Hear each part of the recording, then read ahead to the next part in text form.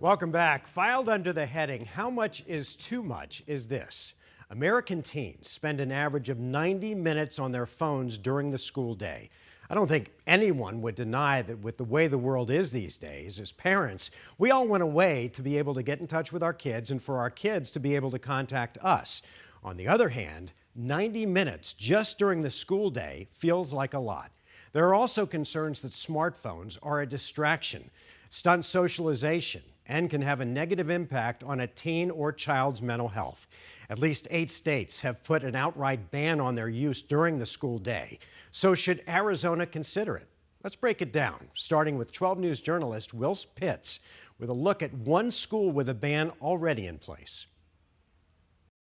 In 2023, Ingleside Middle School started banning cell phones during the school day. 2 years later, a lot of the kids don't know anything different. It is normal for the kids, it's normal for the families, and everybody expects it just like any other rule that's been going on for a long time in a school setting. Junior Michael is Ingleside's principal. He says there's 2 things he's noticed that came from the ban. First, fewer distractions for students. Second, kids actually talk to each other again. You'll see them playing, running around, minus the phones, and that's been very refreshing. According to a study by Stony Brook University, school kids are on their phones about 90 minutes out of the day. That's almost a quarter of the school day that they're not actively learning, reading, writing. And another study by Psychology Today says it takes kids a minimum of 20 minutes to refocus after being distracted. No teacher should be expected to have to teach a class where the students are scrolling on their cell phones. State Superintendent Tom Horn is pushing a statewide ban on cell phones. He's supporting a state law to do it after Governor Katie Hobbs vetoed one last year.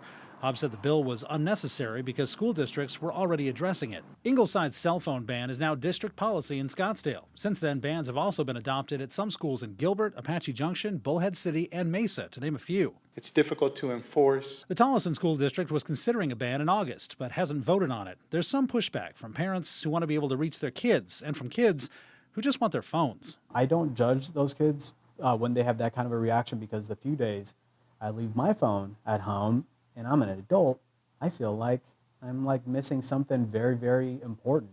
Experts and the U.S. Department of Education agree kids are missing something: distractions. In Phoenix, William Pitts, 12 News.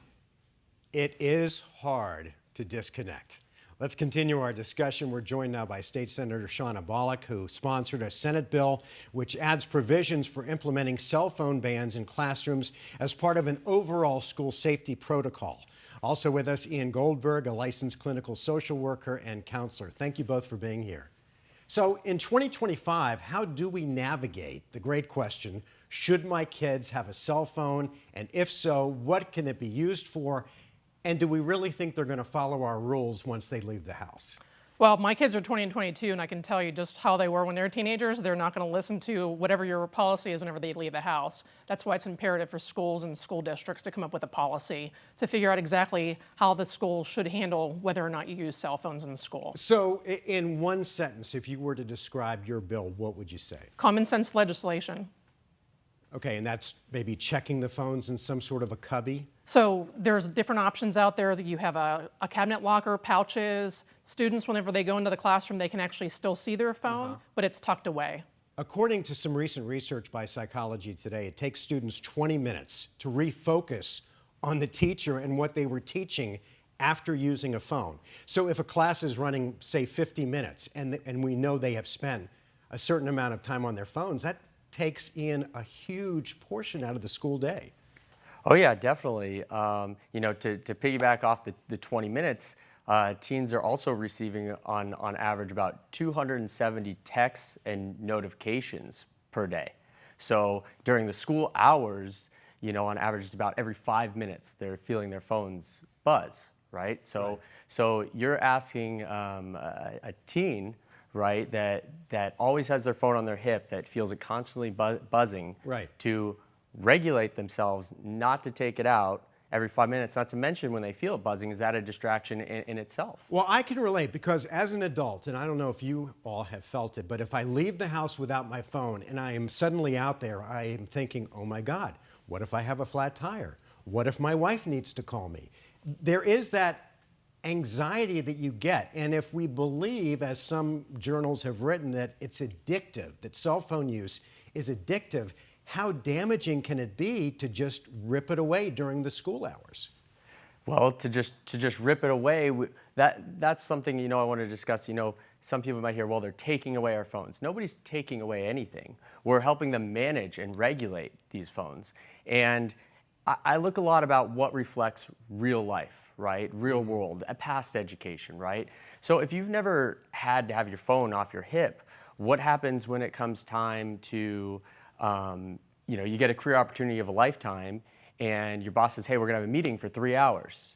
I really don't want you using your phone. Right. How hard is that gonna be to manage? Not to mention if you need to do a procedure, diagnostics, like that draw, maybe you got your phone in 7th grade, it's been 10 years and you've never had to take it off your hip ever.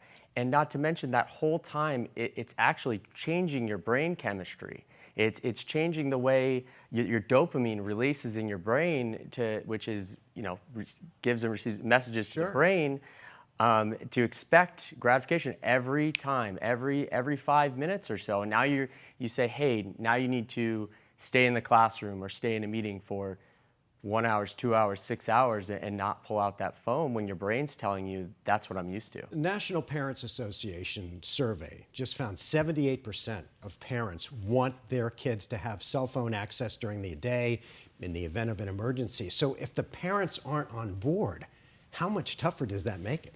So the parents can still call the school. They can still track their child down. The kids really need to take a break. A lot of teachers are leaving the teaching profession because they are not being able to teach. If you really want to send your kid to learn at school, they need to go there without their phones, or put them in a place that's safe. They can still see them, but they just can't access it during class time. So how do you go about enforcing it then? Let's say we put a statewide ban in place. How do you enforce it, and what would the penalty be if you break it? The penalty in a classroom. So that's kind of a funny thing. Obviously, the bill is really making sure that the schools in the school districts are doing that themselves. Our policy is to go in and make sure that the kids who have certain conditions, maybe they have an IEP, they can still access it. There are certain prescriptions where they're allowed to actually access it, but we're not going to fully take it away from the school in sense. So during the classroom instruction, you really should not be using You think your phone. parents will be a tough sell on this? So a lot of school districts are already putting together policies. So it's already moving. School districts, charter schools, they're all already putting policies in place. It's not something new. It's been on the horizon for the last several years, and I think it's just a matter of when.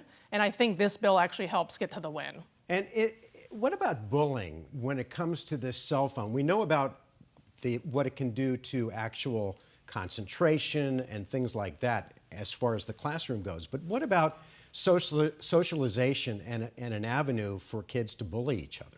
I mean, in my opinion, it's really crippling, right? Well, that whole time your phone's going off in your pocket every 5 minutes, what could they be saying about me, right? And if everybody has access to their phones and it's on their hip, who's taking out their phone now? Who is in the class next to me, even texting me right now, saying something negative? And once again, you're asking kids to regulate that when their brains aren't even fully developed, as we know, until you're in your mid-20s. Well, Ian, thank you so much. Senator, we appreciate your time. Absolutely. This is going to be a topic that I think we're going to be talking about for times to come ahead, because it's a real issue. It's important. It is. It Thank is. you both for being here.